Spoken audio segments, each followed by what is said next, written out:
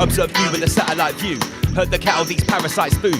Worshipping the gods of all conquerors. That's a blinded acolyte view. Methods of spineless remain reminded. They drink blood and sacrifice you. It's so misguided.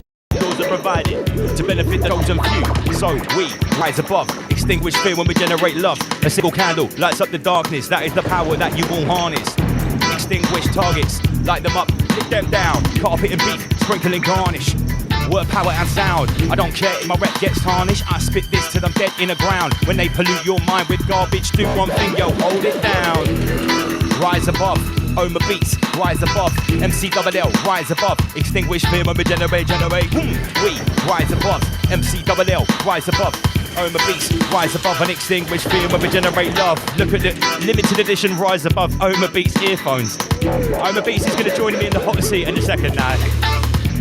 Right, Master Lee, get on station. We're going to go whole rabbit. We're going to talk about schwabbing the whole universe together. This is the last one, Omar. No more mixes. It's 12:30. I was trying to stop at midnight. Right, still got 200 people tuned in. Yes. Okay. Right. So we're back. We're here. We're all good. It's Rise Above. You know the goddamn score. You have stolen my childhood. I'm feared in every girls' school in this country. I'm one of the lucky ones. Right here, right now, is where we draw the line. Right, welcome back, Inner Guardians, Master Lee, Sensei, salutations, and all the rest. Oma Queef Master is coming over to me. Let me sort these cameras I'd like to say out. big up Matt on the guitar on the second from last tune, and thanks to Steve for breaking the needle. Oh, Steve breaking the needle, did he? Right, okay. So, Inner Guardians, welcome back. Salutations. Can you hear me okay? Absolutely. Just hold the line a sec. Oma, can you get me a gin and tonic can out the fridge? Hopefully he heard that. And he's left the flashing music, flashing lights there again. Whoa, I need to calm down. I really got in the zone there. I was really enjoying that one. Can you get me a gin and tonic, please? I didn't actually even see you have a drink at my wedding. Did you have a drink or two? I had some champagne, yeah. You did? Yeah. just one or two. Sorry, I'm just making sure. I had 3 sips. 3 sips. I'm just making sure we're sounding good here because we had a few audio issues tonight. Some sort of weird buzzing attack. So yes, really interesting what Jacob of Frame brought to the mix, and I'm kind of glad to have someone on that was still believing in the physical world. It's nice to mix it up a little bit, right, Lee? Yeah, definitely. Yeah, there's evidence for every theory, as they say, and it's good to share these theories as well. Yeah, because I guess obviously, we are sort of Vagimites around here. We go on about God Vag a lot. You and me, especially in our midweek chats, have gone completely out of the physical realm.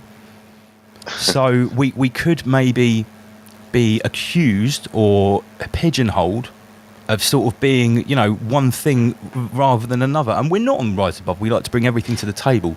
So for that reason, it was great to have Solar Wolf or Jacob's input there into, extra. Basically, he was talking about extraterrestrial craft. He was talking about sort of the normosphere description of what the sun is, but crafts coming out of it. But it was really interesting that he still thought NASA was bullshit. So Yeah, it's nice to have that extra input. Yeah. Well, Right. at the end of the day, ultimately it's all about collapsing the triad. So we build the triad and then we collapse it back into the one. So, or you could say the collapse of the trivium, the what, the why, and the how. So as an example, you could say these platforms are about researching and bringing forward the what, which is the knowledge. Yeah, so it's information, data. And then we get to the stage where we start needing to know the why, which would be the more sort of scientific based understanding or understanding. And then ultimately it comes to the how, which is via the wisdom of the two. And then we start to go more into the spiritual side of things. So you're actually combining, in essence, knowledge, which could be knowledge of, it could be religious knowledge as well. You could include that. You mix it with the understanding of the science, or the science behind the knowledge, or the theories, or the evidence. Yeah. And then you blend it with spirituality. And then, I suppose this is the art of the syncretist at the end of the day. And, you know, I was saying in my bars there, I tread the path of a syncretist. Since Master Lee taught me the synthesis, now I feel, you know, so I talk about this a lot, and I think it's very important, because I remember when I first got into this stuff, right? If I heard, 10, 15 years ago maybe, if I heard anyone quoting what was going on in the Bible, in the frame of reference I was in back then, I would automatically shut them off, because I was sort of like, okay, religion is a control system, because this is basic stage one stuff, the Bible's a lie. I just seen Zeitgeist. So as soon as anyone started quoting the Bible, I'd sort of shut off. And the same with any organised religion. But now, in the last 2 or 3 years especially, I'm not just sympathetic. I'm actually much more sympathetic to listen to someone that has some sort of spiritual or supernatural faith, rather than someone that claims to be an atheist, per se, I guess. yeah, because the thing is, so for instance, if you only, let's say you get into religion, but you only you get stuck in religion, you're not interested in any science, and we can't. I know that science has got a bad rap, especially over the last couple of years, but we can't throw science out completely. Science is very important. So let's say, for instance, you've got somebody who gets into religion, but they get stuck in religion. They totally ignore science. They totally ignore spirituality. Remember, religion and spirituality aren't the same things. And this often causes a problem with people. Actually, there's a lot of religious people who are completely not spiritual, and there has been an agenda, especially since probably 1875, to eradicate spirituality from religion.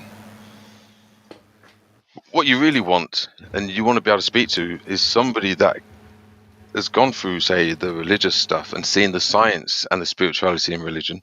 Somebody who can see the religious aspects and the spirituality in science, and then somebody that can have some religious understanding, scientific knowledge, and spirituality all combined, which will give you the singularity.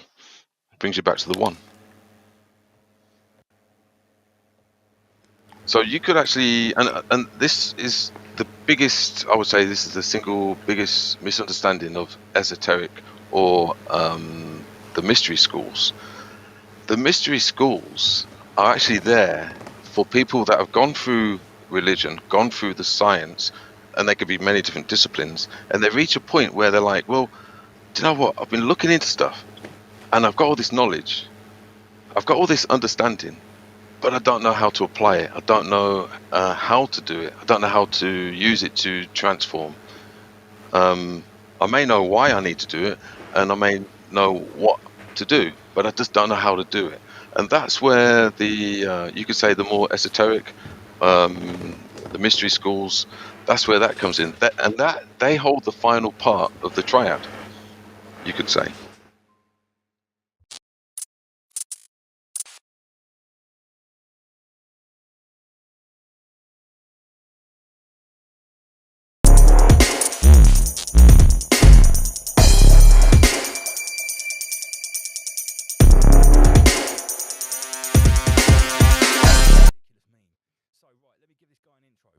On the show, we have talked a great deal about not the Great Reset, but this reset that might have happened a few hundred years ago. We've looked into the mud flood thing. We've talked about John Levy's work. In fact, we've even played some of his videos. Solar outbursts and all that kind of jazz. I think we've even talked about the massive like fossilised trees and the idea that some things in our landscape that we might consider as like mountains and stuff like that, they might actually be something else. Melted, fossilised buildings. Yeah. Okay. So we're gonna go deep with some mud fossil research here, and I'm going to welcome Stelium7 to Rise Above. Mike, Stelium, can you hear us? Yeah, I can hear you fine. Can you hear me? Yeah, mate, you sound loud perfect. And clear, sir. Loud and clear. Welcome to Rise Above, bro. How are you doing? I'm doing good. Thanks for the invite. Nice to be here. Thank you very much for joining us. Can you just, if someone has never heard of you, can you just give a little introduction into your work, your YouTube channel, and what kind of research you've been doing that's got you to this platform? Sure. Well, I was listening in the beginning of your stream, and you mentioned Mud Fossil University. That's not my channel. Oh, sorry. I apologize. And I also, I wouldn't describe myself as a mud fossil expert either. Mud fossils was definitely something that put me on the road to looking into these things, along with several other different threads of information. And that got me looking at the world with different eyes, basically. So it was initially it was Mud Fossil University. It was looking into cosmology, Earth shape, a lot of different rabbit holes, and came across a video by a channel called Wakey Wakey. He's been deleted from YouTube, but he's on ODYSEE and other places. And he had a very interesting video called Geology Revived, I believe it was. Yeah. And that was just looking at some of the cornerstones of geology and, whether or not there was actual evidence to support those cornerstones, and things like our geological timelines and what we're told about the age of fossils and whatnot. And it was really well put together presentation. And I started thinking about, well, God, you look into things like moon landings and buildings falling and a whole bunch of other things. And the more you look into things, the more you find out that a whole lot of stuff is just flat out lies, fabrications, illusions, magic tricks. And so I thought that was pretty interesting. And then somewhere along the line, I ran across Roger's channel, which is Mud Fossil University, which you referenced. And at first he sounded like a crazy old coot. He's off camera. You never see his face, and he's tapping on the screen, and he's talking about rocks, and he's basically saying that basically all of the rocks that we see, for the most part, are not geology but biology. And I was like, okay, well, I'll give each idea its day in the sun. And the more I listened to him, the more he started to make sense. And the basic gist of what he was sharing with people is the reason he calls it mud fossils is the idea that, you mentioned resets before, and there's mud floods and these different topics that are being thrown about a lot, in the alternative research communities. Yeah. And what he was suggesting was that when flesh of different kinds is buried in mud, that it's an anaerobic environment. So there's no oxygen, and because there's no oxygen, the normal worms and whatnot that would be eating away at the decaying flesh, they can't thrive in that environment. So the meat just sits there, and it sits there, and what happens when you add a bit of salt water and you have a bunch of mud and silt is that the minerals that are in the mud slowly start to work themselves into the flesh, and the oxygen and the water works its way out. So that's actually, when they talk about petrified trees in mainstream geology, that's what they're giving us. They're giving us this idea of paramineralization. That's the word for it. Paramineralization is that exchange of materials. And but they're telling us it takes millions and millions of years to happen.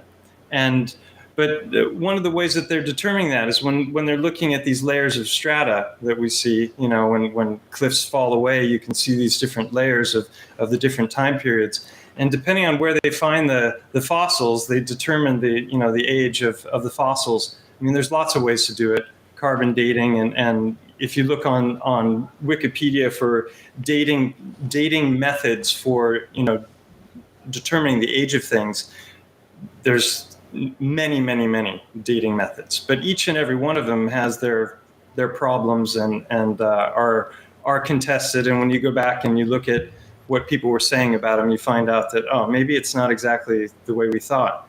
Yeah, and am I right? Sorry to interrupt. Am I right in thinking like just one of those methods, carbon dating, right? Carbon dating is something that people talk about in the mainstream a lot. Many people repeat that word, probably have no idea what this process is. But am I right in saying that it has like an accuracy range of potentially thousands of years? Yeah, as I understand it, that's the case. But as it goes up into tens of thousands and hundreds of thousands and millions, your error margin gets larger and larger and larger. So it's accurate for shorter periods of time, but it's not really a good method for dating the long geological timelines that were given in our school books. And there's a lot of things that have come out that never make it into the mainstream mindset that debunk a lot of these different methods. Like, for example, when you're looking at all the different layers of strata, when Mount St. Helens erupted in Oregon, there was a geologist that was examining the slurry flows from the runoff from that eruption. And what they found is in the space of about 3 hours, there was so much movement of material that it created all of this micro layering that we're told normally takes really great amounts of time to form. So, we've got what could have been, if you were speaking to a geologist and you just pointed and like, how long would it take to form this? They might give you some number that was in the millions of years, but in reality, it happened in hours. So those are the kinds of things. that made me start. Oh, that's interesting. And then I was looking into things like star forts and Tartary and all of this other stuff, and I came across a channel called J Dreamers, ends with a Z. He's got a lot of really great content, and he had a video called Petrified Titans. And in that video, he was looking at the mythology behind Titans, looking at how different cultures around the world have talked about these gigantic beings that have existed. Now, I'm not talking about giants. We've got the whole thing about giants being hidden as well, and the Smithsonian squirreling away all the the skeletons and whatnot. And that's then something we talked about a lot. You look into their sizes, it's like you've got the 10 footers and the 12 and the 15, and then maybe they went up to 50 to 100 feet. There's lots of different theories about how big giants got.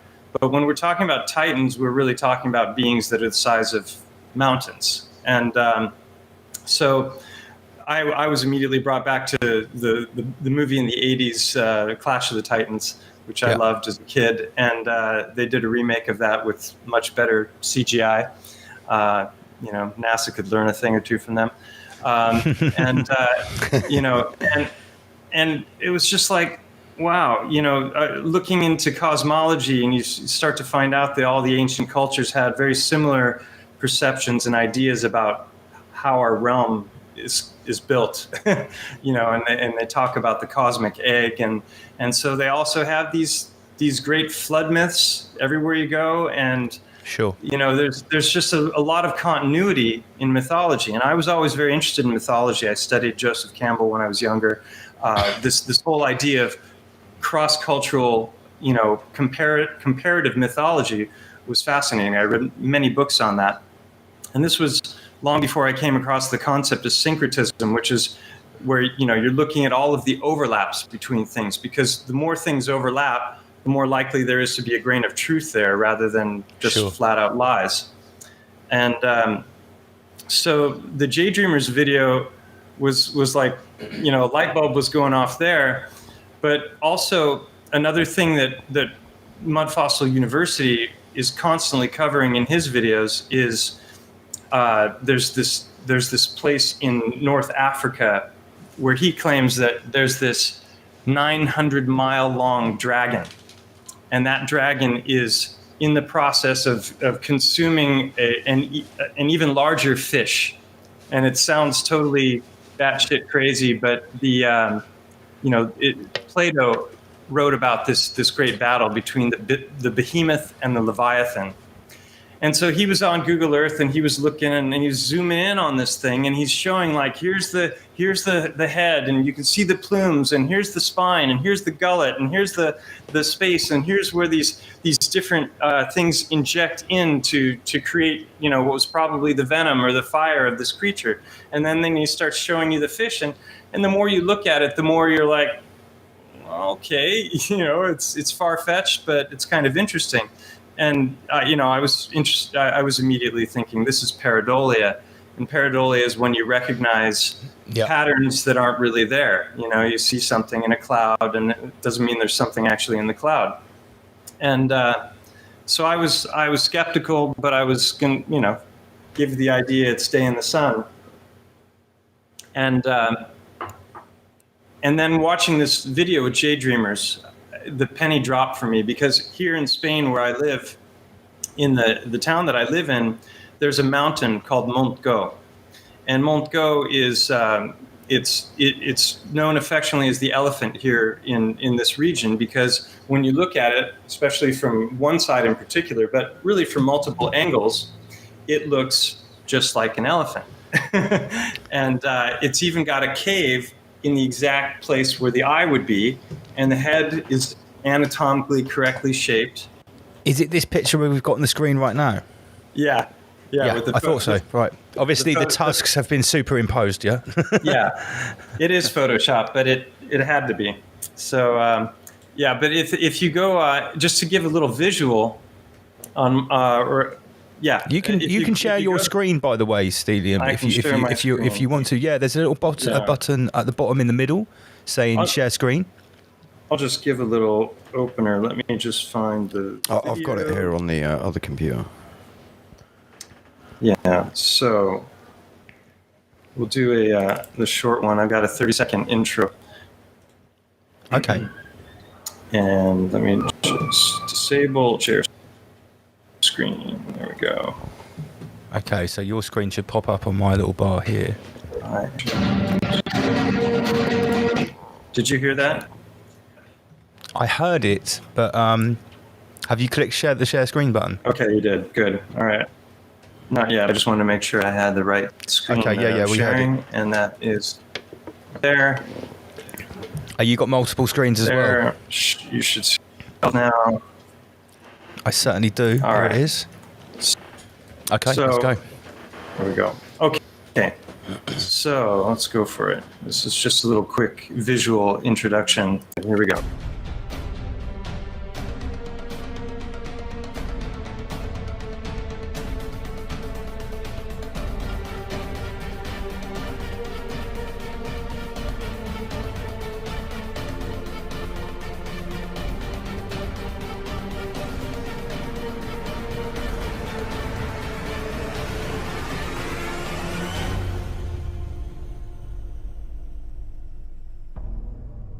Is just a real short intro to the but you can when you really zoomed here. out on that, it's like you could even see the ribs underneath that was sort of, that clearly had it looks like there's some sort of fossilized skin stretched over, but it's like you can see the rib cage. Exactly. I'll show you on Google Earth. It's easier.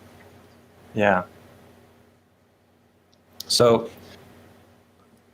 this has been edited since I made those original videos. First 3 videos I did, the first one was just an introduction to the concept, which was pretty far-fetched. So I wanted to let people know, hey, I'm not just off on a LARP here. There are reasons. And then after I made the video about and the magically started to get out. So now you have to zoom in, and you can't really get the big picture to see everything. Still with me? Right, yeah. Yeah, see, I mean, John Levi, he talks about this a lot, about edited There we go. Google Earth, and they smudge stuff out and make it so you can't see it in its entirety. And he also says he sees certain things, and he will put a pin in it, come back, and it's gone, or it's been smudged out. Okay, so we've got the definition was coming back there. Yeah, this happened right after that. I found out in a live interview that this had been edited. But the point is that what you were saying is absolutely true, that there's you can see the remnants of a rib cage, especially from you really get a sense of the ribs. You can see. Let me know if I'm fast because it takes a little while to kick in here. No, that's fine. Turn off labels. There we go. So right here is the head, and this is a cutout where the head would meet the shoulder for the neck, and there's one on the other side as well. And then right here is the eye. This isn't a clear view of what the eye looks like.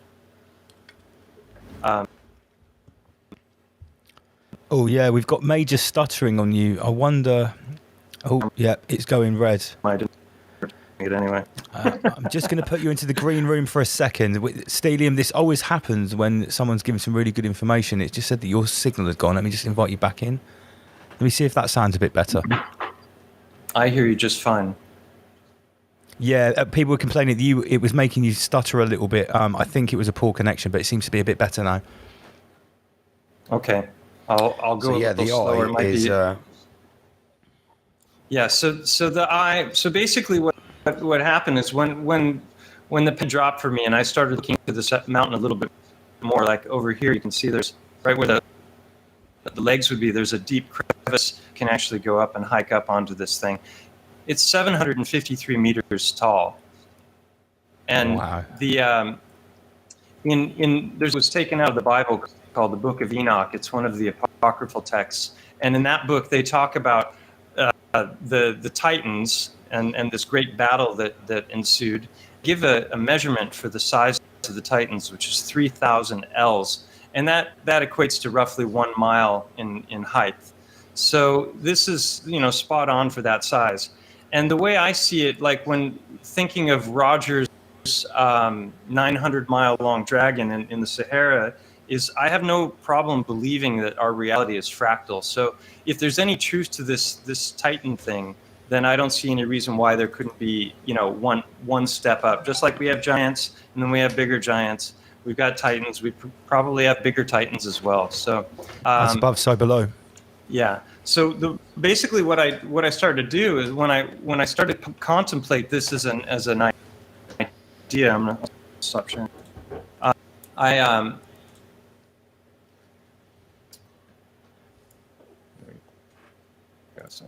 There we go. So how far do you live from that elephant? I walk on it all the time. So Wow. I'm literally my home is kind of at the foot of it. When I first decided to contemplate this, the first thing I did is what I just did with you guys, which is I started looking around on Google Earth, and that was before it had been edited. And right away, I was taken by the fact that, holy moly, this looks anatomically correct from a bunch of different angles. So when you're talking about pareidolia, it's a totally different thing. That's where you're looking at something like there's loads of people that they're sharing pictures of Titans, and you can find all kinds of pages on Instagram of people that are sharing these mountain, it's like the skyline of a mountain, and it looks like a giant lying on its back or yeah, I've seen like the facial profile, like the nose stuff. and the lips. Yeah, we've seen those photos. Yeah, and every time I saw that, I was like, yeah, okay, there was a mountain in my hometown that was called Chief's Peak. It looked like an Indian chief laying on its back. I've flown around the thing in a hang glider. I know it from every angle. It's not an Indian chief, but it was called that. Yeah, sure. Who knows what it is? But I wasn't about to just go, oh, it's an elephant because it looks like an elephant. So what I did, I'm a chiropractor. That's what I do for work. And I've studied a lot of anatomy. So I decided, I started thinking about, well, if there's an eye there, you've got a skull, you have an eye socket, then there are specific anatomical correlations that all vertebrates have in common. Like, for example, the eye socket is made of 7 different bones that all meet more or less in the same place. You get major differences in the overall morphology of the shape of the structure of the heads, whether you're looking at a bear or an elephant or a human or a cat or a dog. but they all have similarities as far as how many bones there are and where they meet. And those meeting points are called sutures. And there are these lines that go. And so I had been up at that cave several times, hiked up there with my kids, and I was always pondering, like, this is just nuts. You know, it's so unusual. How did this form geologically? It made no sense to me. And so I decided to get out the anatomy books before going up and examining the cave with these new mud fossil eyes that I had. And so I had a list of criteria of things that I would expect to find if there was any truth to this idea. And so I went up there, and on that first visit, I found 10 different anatomical correlations, and some of them were very, very specific. I can show you in this. I'll share the screen again. Okay. If you have any questions while I'm looking for it. Well, I was going to say, are you the first person that has noticed this elephant for what it is? Or has anyone else sort of said, you know, everyone says it looks like an elephant, but has anyone else sort of seriously looked at the rest of the mountain in the way that you have before with those eyes? No. In fact, nobody's done this with, you know, there's a ton of people sharing stuff with Titans. You know, Roger is an armchair researcher. He's just sitting there in a room, and he's not doing any boots on the ground work. And so I figured if there's going to be any truth to this, I should be able to find some very specific things. And that was when it just started to, you know, take a turn into the Twilight Zone. And it got very bizarre pretty quickly, because if you're looking at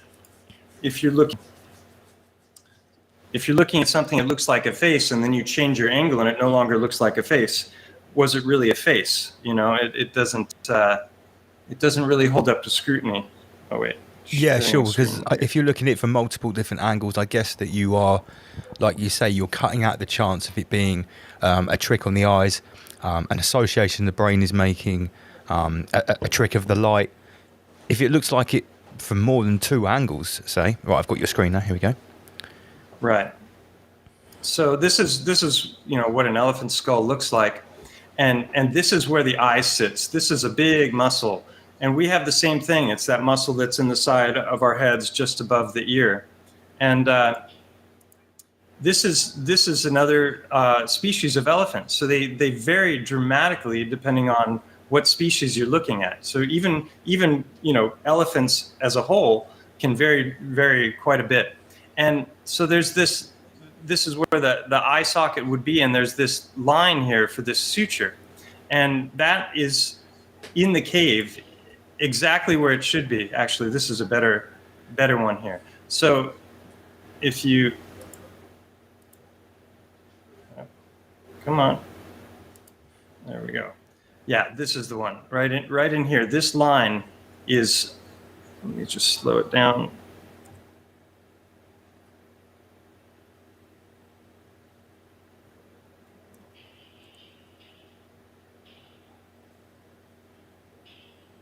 So this is, you know, this is a human eye, obviously, but the eye has an optic nerve. The back of the eye is very fatty, and it fastens in, and you've got the muscles that move the eye. And then this goes down to the sinuses.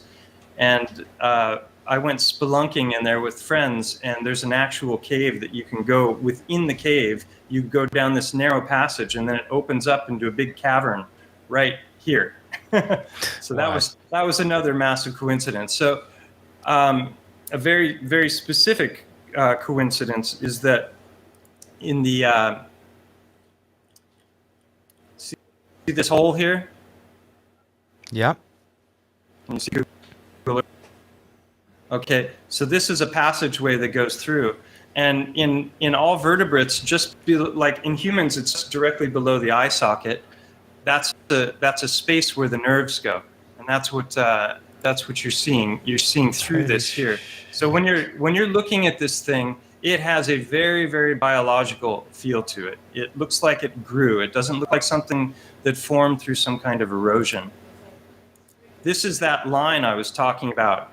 And if you looked at the inside of the eye socket and you pointed towards the portion of the eye that's right next to the nose, there's the bone that is your forehead bone and the bone that is the cheekbone.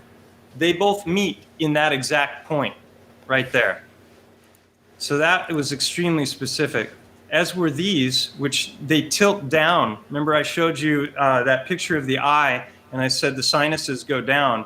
There are these passageways that are going down at that same angle,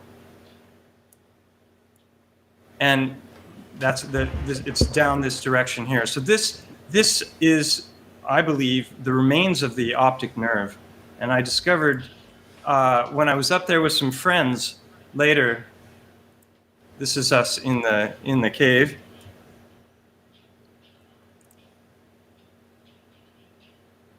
There. Oh. So you can see the channels, and we were back up in here. Actually, no, that's the brain passage. We're back in this area here. So then I started thinking about this section of the mountain, because I figured if there was an eye and it was anatomically correct, this is you can't tell here in this picture because this is on Google Earth because this is blurred, but there's a big outcropping that sticks up here, and I mean, if you zoom out slightly, Mike, it even looks like there's a nostril further on down. I'll show you a better picture of it. When you first showed this, I was like, Well, that looks a lot like looks like a nostril further on down there. And now Right. I'm Well, like, wow. So they don't have nostrils like we do. They have a massive breathing passage here, and this whole section of the mountain that you're seeing here has all collapsed. They did a massive geological survey of that mountain, and according to mainstream geology, this curvature here is known as a synclinal, and it forms when the massive collapse. Not according to me. So you're thinking here was a nostril? No, just further down. Yeah, Right that area there. Yeah. Yeah. Now, some people have asked me, well, where's the tusk? And if it would have very nicely attached right there. But To that area, the thing is, not all elephants have tusks. And the other thing is that it may not ultimately be an elephant. I'm convinced 100% that it's a vertebrate of some sort, but it may be something other than an elephant. It can be pachyderms. There's a lot of different kinds of pachyderms that have similar body types. So I don't know. But you notice here, see this discoloration? Yep. This actually everywhere the rock is, it turns reddish, and this is broken away, and you notice it's a quarter moon shape, and I started thinking, man, what if there was an ear also? What if there's some kind of a cave up there? And I started to go, and I'm like, okay, there looks like a trail here. It wasn't a trail; it was a river bottom. But I hiked up looking for it. But I did that. I got online to figure out which road I need to take, and when I started searching for the road, I found out that the name of this was Barranc del Migdia, and Migdia means midday. So it's the Barranca, which is like a canyon of midday, and the reason is that right in here, there's a cave that it's in the cave at midday, and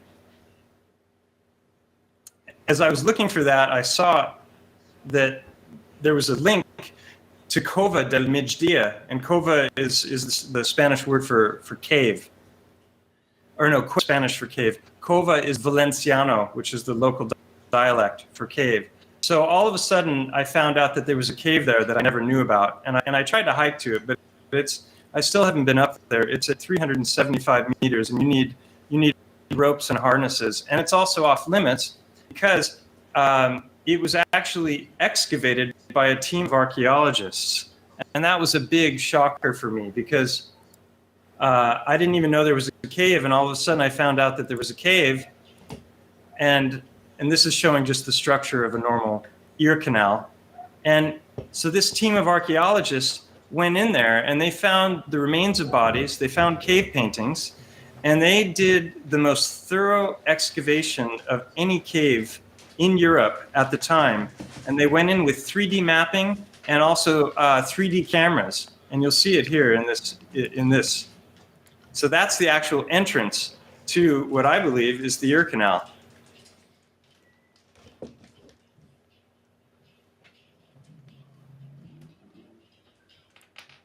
Wow. And there they've mapped it out. So like, I mean, come on, what are the friggin' odds, right? we've got an overall body shape. You know, I like games. I like playing backgammon. So odds is always pretty interesting to me. And what are the odds of so many coincidences? No, they're very very. It can't be good odds to have that many different coincidences. No way. Right. And you're right. So It correlates perfectly to the bone, Yeah. the anatomy structure of a, like you said, a vertebrae of some sort.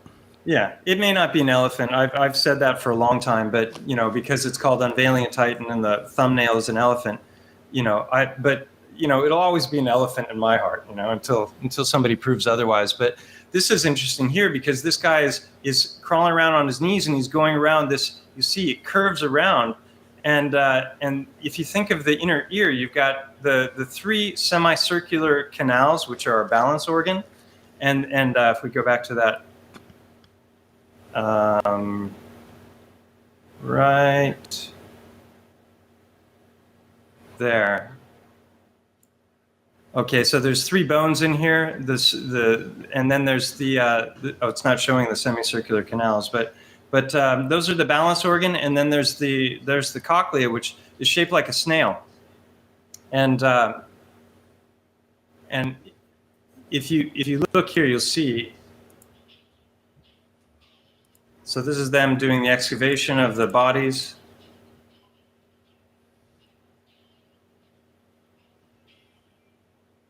And this is a fly-through. If you had 3D glasses for movie, you would see that in 3D. So they did far better work than I could have done as far as documenting the internal portions of this cave. They still didn't work out what it was. Some things that they knew. And that was interesting because if you look here, this is like deluge. You've got all kinds of creatures falling, and then this looks like a big four-legged creature with horns, if you ask me. That definitely does. And that, I mean, tell me that doesn't look like, the Great Flood right there. Stuff raining down from the sky. So then I started examining the rest of the mountain because, this was just too far out. And the more I looked, the more I found. And to date, I've been working on this. The channel started it's almost 4 years ago now. And let me find so I started, calculating the lists of correlations. And at this point, it's up to 56. That's quite a few. That's quite a few. For one mountain. So have you got any idea how old it could be? Well, when it comes to the age of things, that's anyone's guess. It's I think the thing is, I can't be right about any of this without major portions of mainstream geology being wrong. So there's going to have to be a whole lot of rewrites, and there's going to have to be new ways of determining what things really are, because I actually steered away from the term mud fossil because I made another discovery, and also the things that I was discovering about the mountain didn't make sense. I mean, if you think about what I said in the beginning with mud covering something up, and then there being this exchange of material, that would mean that the whole mountain would have had to have been covered with mud. That means that the whole ground floor would have had to be, 800 meters higher minimum. and that just didn't make any sense to me. So this is a very long list now of all of the different things that I've found related to the mountain, and this is a very interesting part of it as well. So people who go to my channel, people who go to my channel and are just kind of dipping in, they've discovered it from other channels, and then they watch the latest stuff. But it's pretty rare that they churn through the original 6 videos. Now, some channels like Mud Fossil University, every single video he's repeating himself over and over again. He's talking about the DNA test that he's done. He's talking about the mountain or the dragon in Africa, and he just goes on and on about those things. But it's constant repetition. And I just don't have the time to do that, and I wasn't going to do it. I didn't want to bore people by telling them the same thing over and over. So if you really want to see how thorough I went through this and see the research and the evidence that I presented, you got to go through there's 6 parts now to the Unveiling a Titan series. The first part is just an intro to the idea. Part 2 is just on the eye. Part 3 is, actually, I've got it here. Oh, this is an old bit. Deep look into the eye. There's an ear too. The fourth video is all about the tissues. So I started to look at this because I was a chiropractor. I studied a lot of biology, I studied anatomy, and I studied, I looked in microscopes. So I'm like, well, if I find bone, it should have a certain makeup. And that was when it started to get really, really wild. Well, that looked like a piece of bone there, yeah, for sure. Sorry, I couldn't hear you. It's so loud. No, there was a rock on the floor that was scanning through, and I saw it. It instantly looked like a large piece of bone. Yeah. So when you see, I've documented everything with pictures. Yeah, and if you see, you've got these channels going through. They want us to believe this is just normal erosion, but these rocks all have particular things in common. They have these channels. The channels are fractal, so they break off into smaller and smaller channels, which makes no sense whatsoever from a water erosion perspective. You've got all of this iron ore is caked onto the sides, and also what you find in great quantities are quartz crystal. And you can see, like here, this is very interesting because this is broken off, right? This is about the size of a car, and you can see that there's reddish earth that's coming out of this channel. Right, so this hasn't been deposited by flood because this is a recent fracture. And so if you think about the makeup of bone, the central portion has what's known as spongeous bone, and then you have the compact bone, which is the hard part of the bone, which has very little in the way of blood vessels, but they're much larger, and then it grows like rings of a tree. And so that's exactly what you're seeing with these gigantic stones here. But also you've got this micro blood vesseling as well. So if this was all erosion, this should be smooth. You shouldn't have little things sticking up. And you see the quartz here. This is blood vessel is made of fat, and I theorize that fat petrifies into quartz. So this is a lot of this is in the part 4 video where I go through and I show the makeup of bone. I show the composition of blood, and I show the different ways in which this correlates exactly to these finds on the mountain. Yeah, you can see. I mean, look, spongeous bone. This is the cranial bone, and this is on top of the mountain.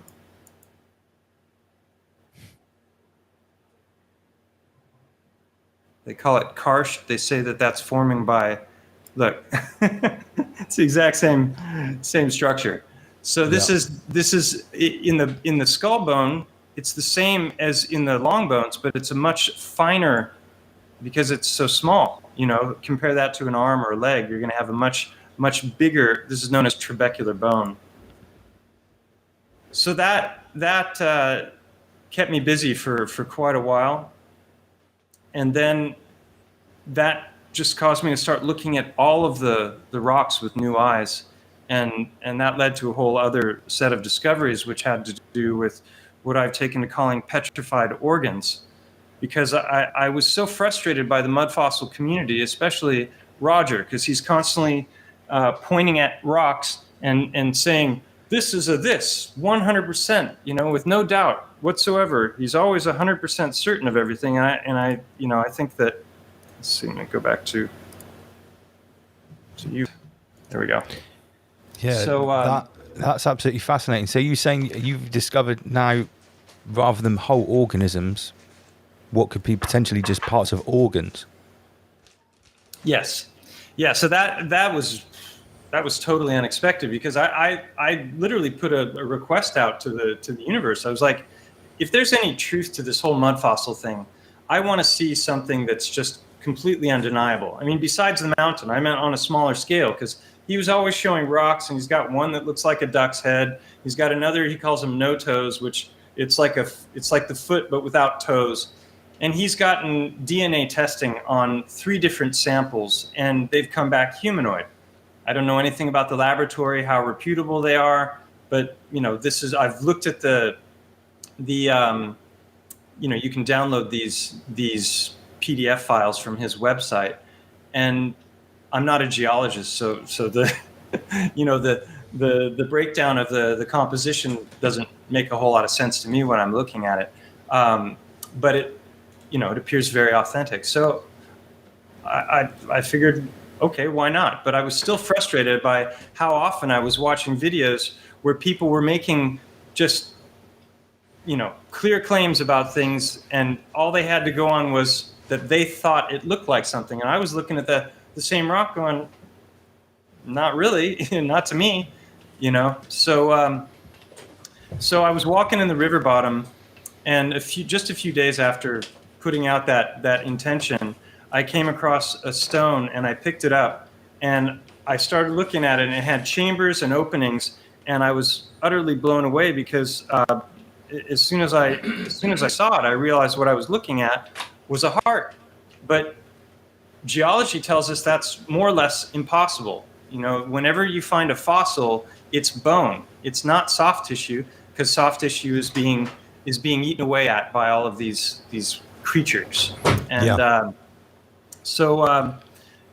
but thinking about the mud fossil thing, I was like, well, okay, maybe soft tissue can petrify, because Roger Spurr seemed to have a lot of examples of that, and he seemed to have some good scientific evidence, which is being completely ignored by the mainstream. He's reached out to everybody there is to reach out to, and he's just considered a crazy old coot, So, but what made no sense to me was that I could find a petrified organ separate from the body, and that I've done many videos on that subject. For people who want just like a primer to what I've done, hold on, let me show the screen again. I'll just show some of the thumbnails.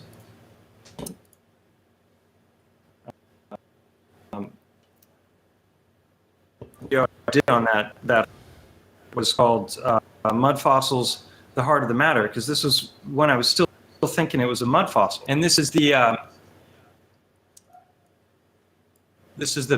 back side of this. This is the aorta opening. This is the vena cava.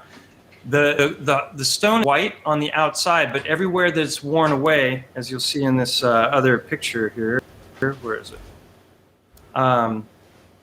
It's worn away.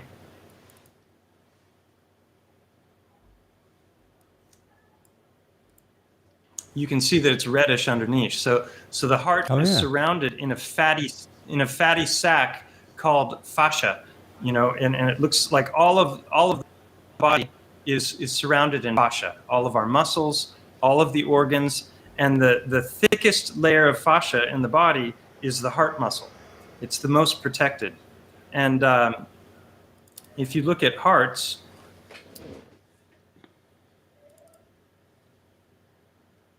this is the heart with the red blood cells removed, and it looks bone white. And the fatty layering there, or not the layering, but the fat of the heart.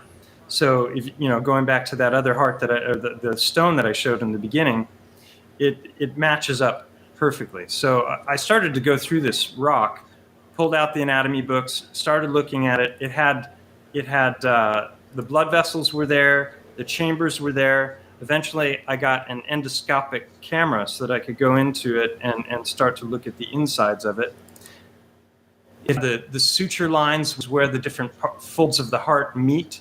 Like you can actually unravel a heart, and where the heart muscle meets, you get these lines. So that one stone now, I've documented 25 anatomical correlations in that one stone. How big is that stone? And that stone is about 4 times the size of a human heart. So if you make a fist with your hand, that's roughly the size of your heart. And so imagine 4 times that size. So the second video I did on this subject was this one, mud fossil. Well, if there's any truth to this, it should be repeatable. I should be able to go out and I should be able to find more of these. And so I went out live in the field and found a number of stones that match the same features. And you can that I've started to identify patterns in the stones that there's this harp shape that they take on. And many will have the openings for the blood vessels remaining, or sorry, few will have that. But many will have this harp shape. And I can actually show you here on camera. So here's one right here. I don't know if you can make it out, but it's got like a pink fleshy color to it. Can you see the pink? Might not be the right lighting. Sort of, yeah. So this has the suture line on the front and the back.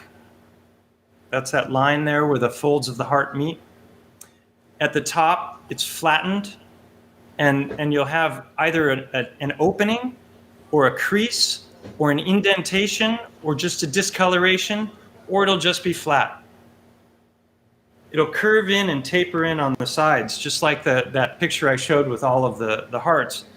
And that happens because when we die, all the muscles go into rigor mortis, and there's a contraction of the heart muscle. And when the heart contracts, it contracts in a spiral fashion. It's actually a vortex. And that was discovered, interestingly enough, by a Spanish cardiologist. He discovered that the heart was what's known as the myocardial ventricular band. It can literally be dissected and unraveled into one continuous band. We're taught that it's a 4-chamber. The heart has 4 chambers, and it's actually the model that even cardiologists are taught today in school is totally inaccurate as far as the nature of the physical heart. And this Spanish cardiologist proved this beyond a shadow of a doubt. I can show you in a video.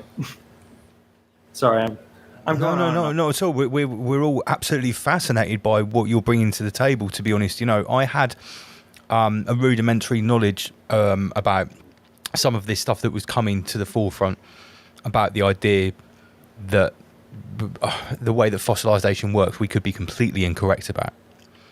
And you're presenting some pretty irrefutable stuff here. If that is an organism, that mountain, like you're saying, that can't have been buried in mud. How would that work? So there has to be some other force at play here that is potentially petrifying these biological organisms. And that's why ultimately I abandoned the mud fossil theory. I think mud fossil theory is still accurate in some cases, but he's using that term as a blanket for every single rock find that you find that's some form of biology originally. He's calling it a mud fossil. I think it's a misnomer. And so I coined the term biogeology, and mud fossil theory would be a part of that. But ultimately, I think a lot of what we're finding, and it's the petrified organs, I've started calling them petrified organs, because I think that what's ultimately happened is there's been some kind of a major cataclysm that's involved electricity, plasma, some major event that, the traces of it are all across the realm. yeah, we've got the evidence of mud floods, but we've also got these massive Lichtenberg figures, which is this fractal form. Like if you've ever seen that they can put electrodes on two sides of a wooden table and burn this Yes. like lightning shape into the table, right? Well, if you look at the Grand Canyon, has the exact same shape. So I think, you know, the idea that the Grand Canyon was formed by the Colorado River in this fractal form makes no sense whatsoever through just water Also, erosion. sorry to butt in there, Mike. The Grand Canyon is highly restricted in a lot of areas of it, so that screams out Definitely. secrecy.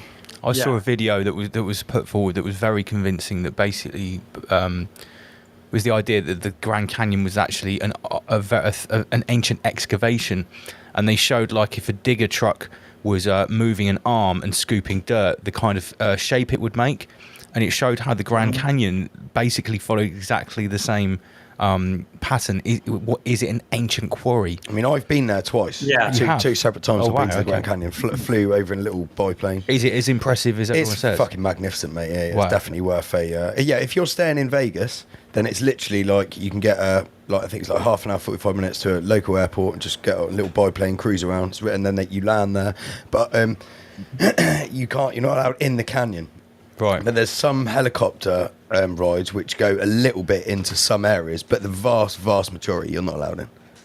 I mean, Godvaj mentioned this in one of his earlier videos that there was and I've heard this before Godvaj as well. There's a Viking ship in the Grand, like sticking out the side of the Grand Canyon in a part of where you're not allowed to go. Well, in Godvaj's You're video, not even I've allowed to heard- fly drones there. yeah.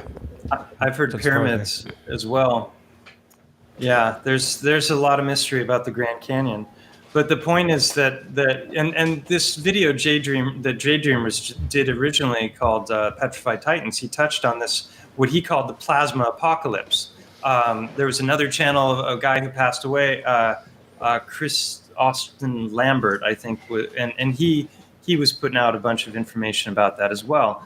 And J-Dreamers has done loads of videos on this subject, and he's got a lot of very compelling information. So that was when I started to realize that, well, maybe what's happening is that this event, if it's enough to create something like the Grand Canyon or petrify a mile tall elephant, you know, then what would it do to smaller creatures? And obviously it would just completely just annihilate them, right?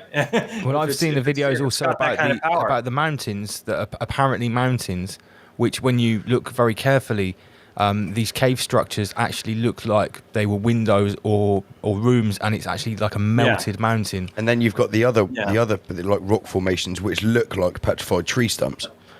Yeah. Oh yeah, Yeah. The, So the huge Yeah, tree yeah. stumps, Yeah. and where the tree would have been like miles. So and that would be miles high. actually in correct height comparison to a giant If Mike's elephant. hypothesis is right, that Yes. there were animals that were much bigger than these gigantic animals of prehistoric times and Jurassic times, right? And they're actually a whole level bigger.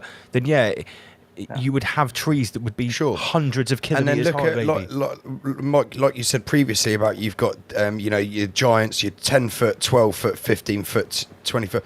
I mean, look at the Californian giant redwoods. They're not as big as the petrified rock formations that would be in the same comparison. But if you had a different generation, but even species, they would be like little shrubs compared to those petrified trees. But to us now, They they're were the massive moss. trees. yeah, They the were moss. The moss. Yeah. Yeah. Well, now we've kind of covered all these different threads, and you've got, like, you mentioned the scooper. You can see these places like where the scooper would sit, and it rotates and it creates these, and then we see this happening in rivers where it's just like, it's like a switchback. Like, since when does water, flow in that fashion? Why would it erode in that way? So maybe there's some mining. Maybe it's been carved out. There's a guy named Mike Ferreira. He doesn't have a YouTube channel, but he's got a Facebook page called Ancient Miner Earth, I think. And he's an interesting guy. He doesn't buy a single one of my theories for a second. I've reached out to him so many times. We've gone back and forth. And he wants to debate me, but I'm not interested in antagonistic conversations. It's like I I have no debate training, and I'm not going to go on because I've already had so many interactions with him. I know nothing that I say is ever going to change his mind. And he'll watch one of my videos, and then without even finishing the video, he's lobbed me like 6 different questions, like, well, what about this and what about this? And I'm just so anyway. I think he's done a lot of great work. And then you mentioned the Avatar trees. Maybe Avatar was a documentary. These the New Earth channel debuted. Sylvie wasn't the one who made the video, but I think she was the one who kind of got it out there to the world. That was a big eye opener for me as well.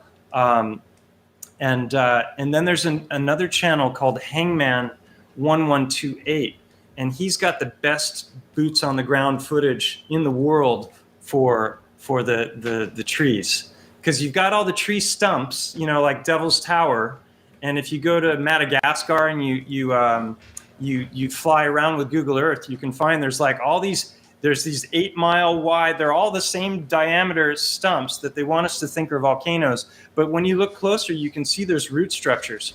And there was a video that I saw a few years back. I can't remember the name of the channel, but he showed, it was like a 10-minute video, and he was mapping it out, and like the leaves of this tree were the height of the Empire State Building. And you could see the branch structures, and you could see the remains of the leaves in the ground, and the trunks are there. So that's like more and more coincidence and stacking up. Have you heard the theory that goes along with the ancient quarries and ancient mining theory, that what we call volcanoes, which are apparently welds from the center of the earth where magma is coming from beneath, that what they could possibly be is actually slag heaps from mining? And for anyone that doesn't know what that is, a slag heap is when you're sort of depositing a load of sort of noxious byproducts of a large industrial technique. Yeah, maybe coal mining, whatever. And these slag heaps could burn for now. In our fractal size, our slag heaps burn for years afterwards. Yeah. So if you could be talking for a slag heap that burns for 10,000 years. Yeah.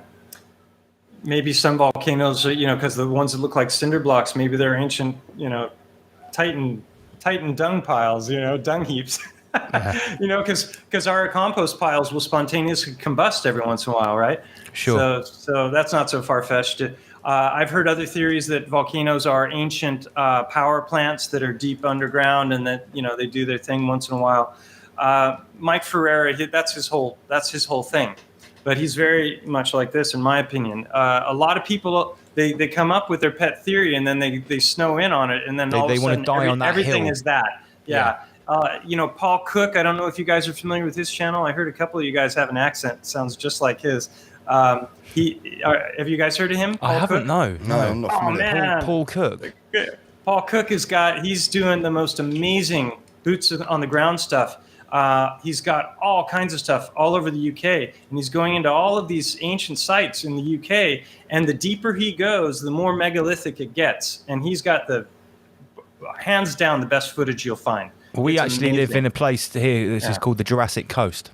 So just down the road, we have a whole series of beaches that are very, very famous for fossiling. Now, when I was a kid, you could go down there with a little pickaxe at the bottom of the cliff and just start, chiseling away and get your little, what those old school snails, what those fossil snail things called, the twirly things. The nautiluses. Those. Yeah, you could get those any day of the week. Nowadays, you're not allowed to go down there with your hammer. He's got compelling evidence that a lot of the coastlines and a lot of the stuff that we think of as naturally occurring geologically is actually remnants of megalithic architecture that got hit like crazy. So that goes back to your, I don't know, Andy or Manic, I'm not sure which of you asked, but that's another one of the threads, is the whole melted building thing. Like, I've got a good few pictures I can show just on that melted. Here we go. We've just got Paul Cook's link on the screen, and apparently he's local to Sam Carno, Paul Cook. So if you want to check out that channel that Mike just mentioned, the link is actually on the screen right now. So this is Cappadocia, I think, and so there's so many people who are saying, this is melt, and that the official story is that with Bronze Age tools that they carved they carved in, but like they're going to climb way up high and then they're going to carve out a big square, window. It's more likely that, if they did carve anything out, that it was a softer material because it was the remains of, some hole that was in the structure. That's another look at it. And, come on. They carved these with Bronze Age tools. John Luddy's been showing just tons of great stuff. To me, this looks a lot more like a building that got hit, but I could be wrong. Mm. Yeah, that picture you just showed there, that really looks like the slag heap sort of burning cinder pile. Yeah. Like the remnants from a cataclysm. Well, like if you scooped a load of I mean, look at this. Look at that. Oh yeah. That's supposed to be carved by primitive tools. That's in southern India. Come on, guys. And that's one solid piece. Yeah. There's another great channel called Wise Up. He's been around for a long time, and he's talking about. He believes that a lot of the megalithic architecture that we see was actually originally built out of wood, and then when the cataclysm hit, if you combine volcanic ash with salt water, you're going to get petrification of wood. Right. Okay. So he's finding all these old, like all over the UK are these megalithic, what do they call them, the barrows and whatnot, and a lot of those are probably the remains of boats that were basically absorbed this ash and salt water and then turned to stone. So, I mean, it just goes on and on. But the melted buildings crew, once again, like everything is a melted building to them. And and I think it's just, I think there's a lot of that in the truth content creators game. It's like with the whole mud flood Tartaria thing. Anyone wants to look into hidden history, they have to slap the Tartaria label on it. And he wants to talk about a reset. Oh, that's Tartarian. This is pre-neoclassical Tartarian. It's like none of us really know what's what. We're all sharing ideas at the end of the day. And I think you're absolutely right. Some people are a little bit too ready to die on their particular hill. Yeah. Well, so you have this outer portion of this cavity is also very thick and fatty. And inside are the lungs and fluid. And then you have the heart that's basically there floating in this fluid. So my theory is that what happened is as the cataclysm hit with great force, whether it was there's something known as pyroclastic flows that they talk about in geology. This is when the volcanoes erupt. They can erupt with temperatures of up to 1,500 degrees centigrade. And that can be ejected at up to the speed of sound. So imagine 1,500 degrees traveling at the speed of sound. That could just totally hit and annihilate something. And so I think what happened is the outer portions of the body were just annihilated. But meanwhile, the heart is inside fluid, which is going to be boiling at a very high temperature while the outer portions are being destroyed. And then the heart itself, which is in this sac, is going to boil like an egg. You take an egg, you've got the shell and it's fluid, right? And then you put it in boiling water for 5 or 6 minutes, and what does it do? All the proteins in the egg denature, and then they harden. And the longer you cook that egg, the harder it gets. And I had a guy who wrote me a very interesting letter because he was totally on board after seeing my videos because he had this dog that he absolutely loved that passed away. Sorry, let me get this picture off of the screen here. Actually, wait, I'll just play on talking. So this dog passed away, and under the dog, he decided to build a pie, and he got this particular kind of wood. I can't remember which kind of wood, but it's the hottest burning wood that you can find. And this thing was like 10 feet long, 6 feet tall. It burned for 2 days straight. And he said that when all was said and done, and he went to examine the remains, every single thing, every part of the dog had been turned to ash, except for the heart. The heart was there, and it remained, and it was very hard and tough. And that's just from burning wood. Now, increase that by tenfold what's it going to do? What's it going to turn into? So this explains why you have come across, or you've potentially come across, so many alleged rocks which are actually this type of petrified fossilized heart. Because on the first view of that, we say, well, why are there loads of hearts lying around? Where are the other organs? Where are the other body parts? But you've explained that perfectly. I didn't have an explanation for it initially. This rock got me on the subject in the first place, and I wasn't looking to come up with a wacky theory. I thought it was a mud fossil. And in fact, I sent a video of me rotating this rock to Roger from Mud Fossils University before I ever made a video about it, because I thought he's going to love this, because my prayer was answered. I wanted to find something that was undeniable, and this thing had so many anatomical features. This portion here is known as the isthmus. Between the pulmonary arteries, you've got the two arteries, and let me find there's a picture here I can show you. That's a better view of it. So this is looking in. There's a chamber side. These two bumps are the remains of the muscles that open the valves. You can see that everywhere that the white is missing, it's like blood red.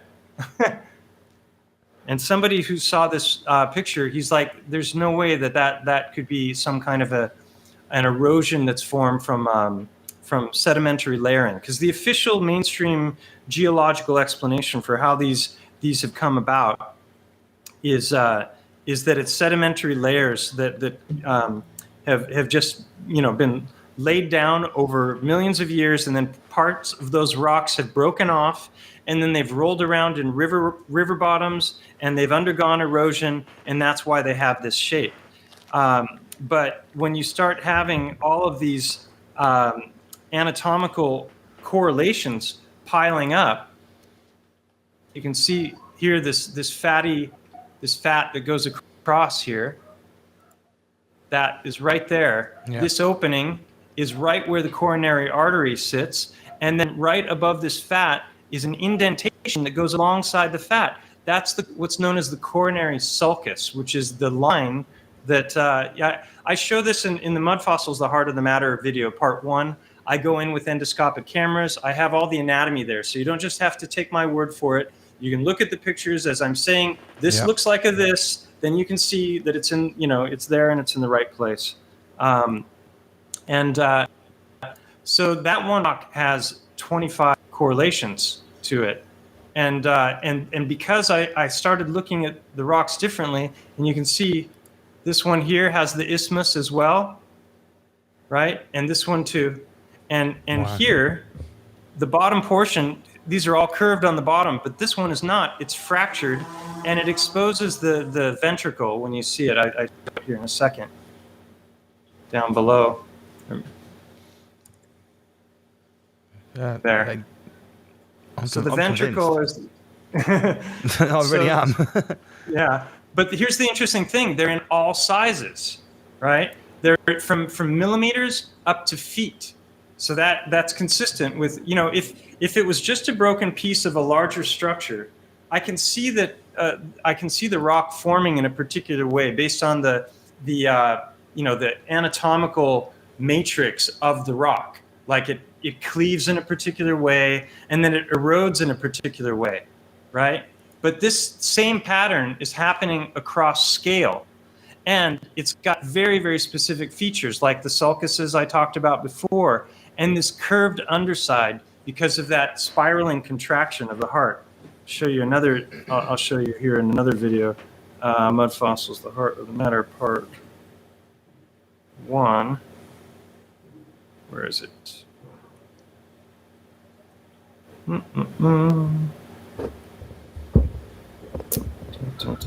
So for the viewers, go out and find some petrified heart rocks and see what you think. I'm thinking back to my childhood, and I swear, like when we used to find rocks on the beach and washed up on the sea, we always used to say, "Doesn't this one look like it could have been this? Doesn't this one look that looks like a sinew of a muscle? This one looks like this." Yeah. I've had these conversations because I grew up around the beach, and playing with the rocks and everything. Yeah. So, let's see here. just talking about the same things in the video. And then it shows the contraction of the heart.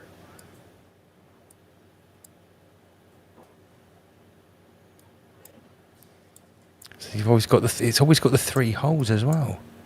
There's the pericardium. That's the fatty. Not pretty rare to find them with the chambers and the blood vessels intact. And I think that's because the body's under compression at the time, and so a lot of them are flattened. So you get all the same features, but it's more of a flattened shape. Where is the video here? So there's at the time I made this video, there were only 15. But when I got the endoscopic camera and I got in there, I found a number of other features as well. So that's up to closer to 25 now. So this is what I wanted to show here.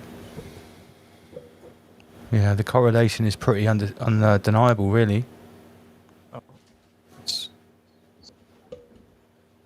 So there's that spiral contraction there.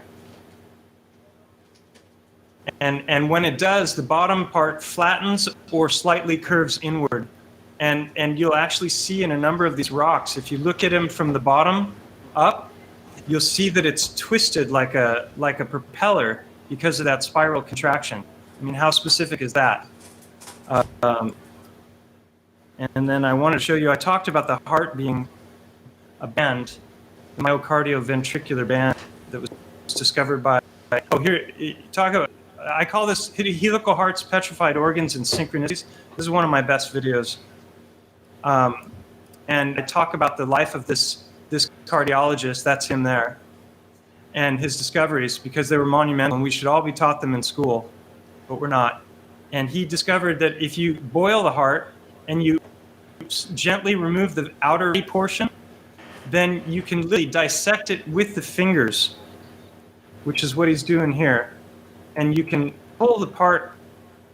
This is a total aha moment. When most people see this for the first time, they're just absolutely blown away. He only needs to do one cut with the knife right there where it meets the aorta. And then look at that. Unraveled someone's heart. Wow. Just and see these lines? These are the suture lines. I find these in so many rocks. That rock that I held up earlier, it's got them in just the right place. I'll show it again in a second. But This is absolutely fascinating. yeah, this is one of the most amazing. We should all be taught this. And then he made a further discovery, not just the band. So this ties into the works of Victor Schauberger, which I talk about in this video. And he was basically the Tesla of water. And so he understood more about water flow than anybody before him. And so what Gauss discovered, because he discovered this band, he discovered that the heart is also functioning in action. So basically, this pattern is repeated all throughout nature. This guy copied like a tornado and 3D printed it and learned with this small little fan. It's like a fan blade that spins. He can keep millions of gallons of water moving so that they don't stagnate on virtually no energy at all. It's all based on the work of Victor Schauberger. But anyway, so Gauss was theorizing what is actually happening with the heart. It's totally different than we thought as far as its anatomy. And it wasn't until they discovered that it's actually contracting. Oh, it's sped up here. Actually contracting in a spiral fashion. And this is like, I think they call it positronic emission. And you can see the spiral. So we literally have a perpetual motion machine inside of us. It's like, the arc reactor or whatever it's called that Iron Man has. Yeah. It's truth in plain sight. It's a torus field. It's a torus field. It's exactly what it is. So in this video I show they come up when you wet them, really a lot more detail. And there's the sulcus line. So I go through a bunch of hearts there, or stones that I believe are hearts.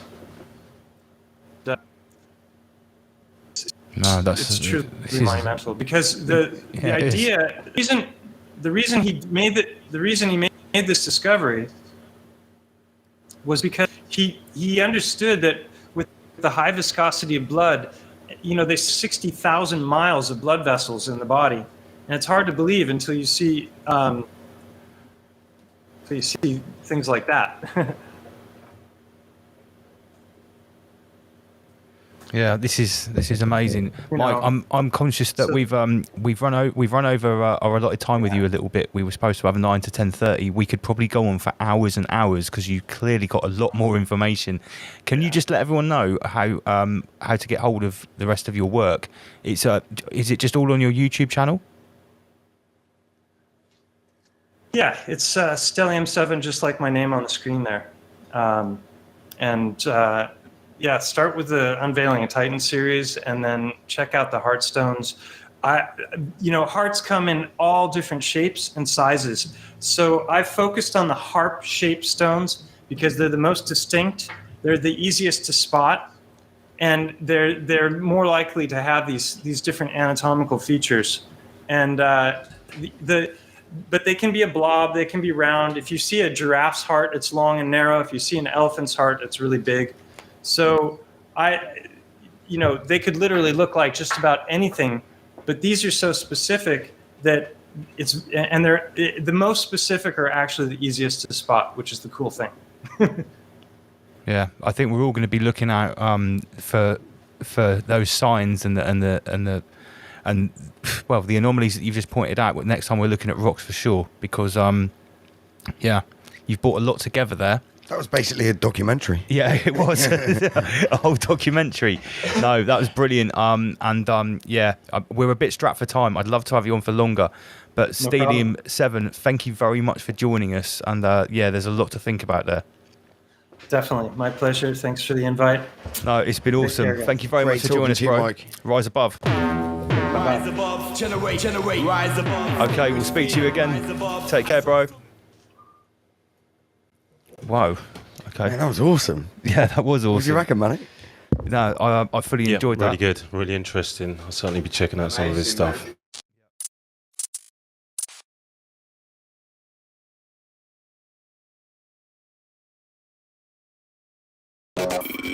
Double L and the Manic. Friday night as we're rolling to the weekend. Rise above, enough love. Reaching out to each and every one of you. But I don't bite, I don't argue, I just fight. See me, poison and position. I buy my time until the time is right. Turn the day into night, then impose a heavy blind. I'm running deep, we're running deep. Double L and the Manic. Only put trouble when a man never come. From back side to side. Hold your position. Listen. Gotta play to win. Style of one a bit fit. Structure blown a bit hard to maintain on the line. And the crowd are too demanding. Gotta come with a bit of game planning. Step on the blow with a rough landing. Tell you once, tell you twice. Rise above, bring it back. In other players, you know we're there. You need a break, you need an appear. Free phone and boy, the one clear. When I got fade away, I disappear. When I step on the stage to the crowd, I'm a raise and I start to jump up and cheer. All I'm on at the back and the girl on the side of a push up front so you can hear. People load your position, find a spot in an invader space. You know, in opposite the chameleon, dip on the pro, semi dip on the case. But the formula that be working, pick out the tempo and pick out the bass. I will push the body, gonna push the limit, gonna knock it right down the base. People load your position, find a spot in an invader space. You know, in opposite the chameleon, dip on the pro, semi dip on the case. But the formula that be working, pick out the tempo and pick out the pace. I will push the boundaries, push the limits, push it back, bring it back. Bring it back, cause I got a flow like a vintage wine, like I rinse it still gets better. Got a flow like a vintage wine, like I rinse it still gets better. With kind of a pinch it, we'll be stingy with a line, gonna clinch it, go get it with a rhyme explicit. Oh, man can't go for that. Manic can't go for that. Rise above.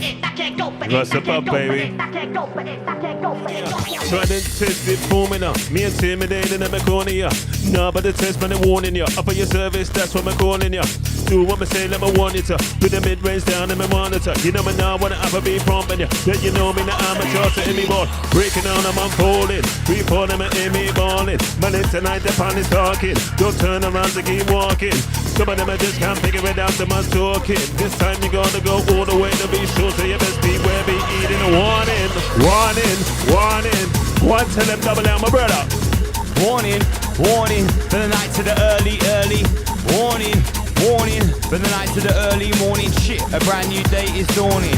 Double L, call a warning. I'm a lifelong student of the occult. Why? Cause I'm searching for verses locked in a vault. I'm looking for scriptures buried in the dirt. That's why Double L's heavy with words. Draw for the sword and bury them first. 28 days later, you couldn't prepare for the mass effect. Warning system, all out failure. Couldn't reach or reject. Now I roll in a derelict landscape. My work clearly, my band with bandages. What is the verdict? Did it take place? But the look in your face says you can't handle it. White flag, pretend and surrender. Group all the vectors into the center. Double L's a realness defender. Metaphor symbolers, I'm the assembler. Spit fast to MC, remember. I leave a scar like a lifelong memory. And if I can't calm my temper, the fire inside's gonna burn for centuries. Yo, who's that back in the set? Back in the stage, I make an MC what? Back in the stage, I make an MC fret. With both hands, are gonna grab hold. Take what's mine, get so cold. With both hands, are gonna grab hold. Take what's mine, get so cold. I get confident, I get so bold. If you don't get known, now you're being told. I get confident. Apply first principles. Apply trivium, analytical, quadrivium, metaphysical. Focus, intent, remember. Focus, intent, remember. Execute, manifesta, focus, intent, remember. Execute, manifesta, fires the system that he presented from inner guardians, inner protector. Inner guardians hidden within, deeper than flesh, deeper than skin. I said deeper than flesh, deeper than skin.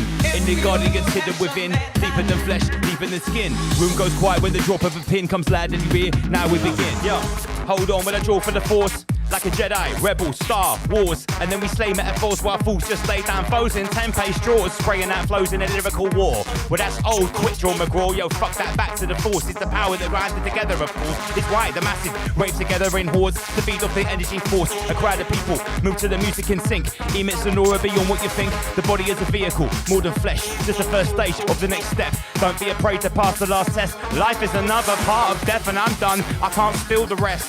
After this, it's mad complex. Quantum mechanics and shaman flex. Physicists can't know where the spirit is. Scanning brains, running tests. No explanation from mainstream section or any religious sect. I'm not gonna lie, it's a big concept. From the grave to the cradle, I'm willing and able. Won't conform to the norm of the label. Or feed the beast just to put food on the table. No. From the grave to the cradle, I'm willing and able. I won't conform to the norm of the label. Yo, every single molecular particle. Suddenly woken, and I'm asleep and my eyes wide open. Got a firm grip around my neck, eyes are bulging and I can't feel like I'm choking. What do you want from me? Chance to see us come to me, I keep it in your mind. Yo, everything else just pales in the insignificant, still blind and with the baseline. Suddenly woken, and I'm asleep and my eyes wide open. Got a firm grip around my neck, eyes are bulging and I can't feel like I'm choking. What do you want from me? Chance to see us come to me, I keep it in your mind. Yo, everything else just pales in the insignificant, still blind and with the baseline. Still blind and with the baseline. Still blind and with the baseline. Still blind and with the baseline. With the baseline. With the baseline. Still blind and still blind and still blind and moving the baseline. Oi oi! Yo. Enter this jungle as a student, acting humble and prudent, practicing, becoming fluent in the sacred tribal movement. Master the art of the shamans using, elevating to more than a human, raising the vibes of the hate producing. Airs electric, feeling the charge of thunder. Dark foreboding sky we are under. Hectic in the presence of wonder. Open your eyes and away from the slumber. Life is a prey, act like a hunter. Enter the battle, emerge from the bunker. It's the rain dance, I am the drummer. Dance to the rain, it's a stormy summer, look yonder. To the hills and the valleys where mankind wander, braving the storm, searching for honor. Allegiance sworn, command and conquer. What are you doing to me, magic?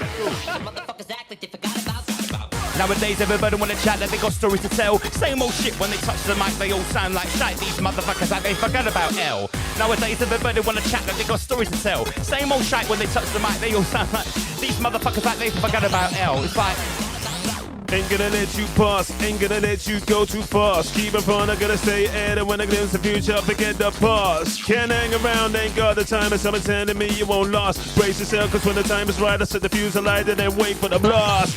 Both hands are gonna grab hold, gonna take what's mine, get so cold. I get confident, I get so bold. If you don't get known, now you've been told. I take control, watch it unfold.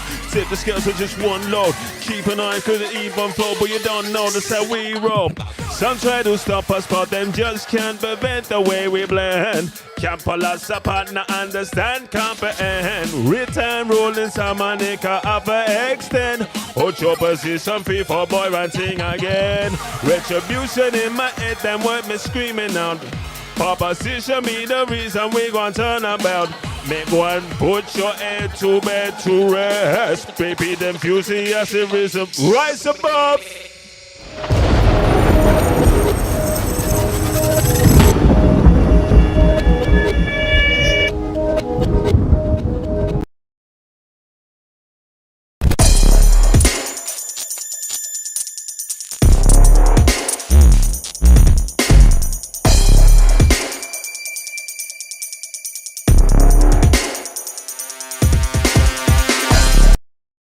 We have had some new terms, some new Ramish language. Ramish vocab has been added in the last 18 months from new happenings, new levels of understanding that we've come to. And every 50 episodes, I think that should become a thing. I think it's important that people understand our language, because it's, you got to teach people your language, haven't you? Because we do want to attract new visitors, new viewers, and new regulars. And it's important that they do have a full understanding of everything we talk about, because we can't say things plainly and clearly because of Al Gore. You have to know the dance steps, don't you? Yeah, you do. Otherwise, you're just going to get flattened on the dance floor. Al Gore's just going to bogle all over you. He's going to do the foxtrot over your ass. He's going to do the foxtrot over your ass. L is for little hats. This term was first appropriated. We need to be careful here that we're not from Jason Archaic. Hate speech. Little hats is a blanket term used to describe people from multiple different faiths. Yes. Which have infiltrated those faiths and acts as a superior priest class and steers them towards Sabbatean Frankism, which is the go-to religion of the Khazarian mafia. Excellently. Well done. Now, they can be seen wearing various different little hats of various different colours, sometimes red, sometimes white, and sometimes black. Yeah. They wear many different little hats, but they are who we talk about. There's nothing like the smell of toasted rabbit in the morning. I think that was very well put. Yeah, it was. Yeah. You've done that very well. Thank you. Right, so we'll move on to M. We're getting through it. We've gone over 3 hours. Right, M is for meat suit. What's a meat suit? I hear you cry. Why do we always talk about the meat suit? Well, this is your vessel. Yeah, in Ramish theology or Abhavrizian philosophy, we are merely passengers of this meat vessel, which is our means of transportation through the peasant sphere. You can't exist and interact in the clanverse unless you've got a meat suit. Yep. But we recognise that we are not the meat suit. It is only... We're just using it temporarily. Yeah, it's just a vehicle. It's just a vehicle. The body is a vehicle more than flesh. Don't be afraid to pass the last test. Okay, so nice to meet you. Yeah, nice to meet you. There's lots of different uses for meat suit. Quite a dwelling, peasants. Or if someone's a waste or a loser, just got what a waste of a meat suit. Yeah. Crimes against the meat suit. Crimes against the meat suit. Yeah. That should be a little feature. That maybe someone could mean it's a name for a documentary. Crimes against the meat suit. Right, M is for meat suit. I believe you made this one on the Al Gore machine. I thought I did. I wasn't too sure. Yeah. When I was working on this, if I had enough time, I could probably field it. But because on the Al Gore machine, we basically had an image for everything that we'd ever thought of, pretty much, and things that we could never even conceive. Yeah. So M is for meat suit. M is for... Oh, come on. M is for Michael. Why do we keep saying Michael? See, this is a broad spectrum. I mean, without going really deep and going into ancient historical Farangistanian culture born out of Waste Manor and telling you about how this actually originally happened, which I can't really explain. No, I could, but it's just very deep. It's to do with a very intense lysergic acid ritual that involved in manifesting something that was basically the spirit of Michael Jackson from Bo Selector, the special Christmas Mofo Selector edition. Anyway, when we say Michael on the show, it's almost like speaking in the fourth person. Yeah. You know, you speak in the first and the second and even maybe the third person. Well, when you go Michael or you talk to Michael, it's like talking in the fourth person. It's a way of how can I? Andy, it's difficult to Homer, explain help me this. out. It's hard to explain it. It can also be used in a context of if you had a heavy weekend, you know, you could be completely Michael. You know, like, You could have Michaeled yourself. Yeah, absolutely. Yes, it can be used in a multitude of ways. It can be. Like the word fuck can be used in lots of different ways. Yeah, exactly. Michael. Yeah. I'm Michael. It's I'm Michaeled. Or like, Yeah, I mean that it's got many different uses. But if you're shocked, you can use it as Michael. It's also an agreement. Yes. Yeah, it's agree. Oh shit! Virus Man is in the chat. Damn. Whoa. Oh, episode 100 brings back a legend. Excellent. The very first memetician, Virus Man. The occultist memetician. Virus Man, we've missed you. It's very good to know that you're safe. You've been on a sabbatical. Welcome back. Gosh. You've got a lot to catch up on, V-Man. Hope you've been watching. Yes, Nell, that's right. It's the OG. Big up Ra family. Yeah, we got a shout to Virus Man. Okay. N is for new organic media. Nom. So this is basically the antithesis, the opposite, the antitheses of the global parasite media. Okay. New organic media is what we are. Completely organic. Usually, almost 100% off the bat. We don't have any scripts around here. We might have a few bullet points in a swab show, but we're not scripted. And we don't have any sponsors, apart from ethical companies chosen by ourselves, which are Anti-Clown World. New organic media. Big up to other new organic media. Sheep Farm, Mark Devlin, all the affiliates, all of our affiliates, all the musicians, new organic, all the media. guests that we've had on the show, and we go on their shows as well. And And going forward, this is the network which we're looking to enrich, build, and play a flagship role in. Rise above. Excellent. Nice use of the excellent button. All right, next up. Come on. Okay. N is for New Earth. Big up Shakti and all the crew over in Ireland. This is our new partnership over the water in the Emerald Isle in the heart of Ireland. There is a sacred piece of land where in August 24th to 28th we are hosting a stage there, and the New Earth crew are also going to be coming over to our conference in September at Hope in September 8th to 10th. Yeah, this is a holographic construct. It certainly is. So yeah, go on the New Earth website. It's newearth.ie, and you will basically see that this is a serious outfit. Over 60 artists, and we're going to be there hosting the second stage. That's awesome. It really is awesome. Wait till you see their lineup, or you can see half of it here. There's more to come as well. So big up all the New Earth crew. We're taking over a stage for 5 days. Yes, 5 days of Ramesh stage. They can have up to 1,500 people there. Yeah, nice. Yeah, so we're really looking forward to it. Big up Snell. He's coming along. If you can make it, guys, grab some tickets. Absolutely. We will have some competitions coming up in the coming weeks. It says no alcohol is served. No alcohol served. This is a conscious event. Lots of weed and mushrooms, but no alcohol served.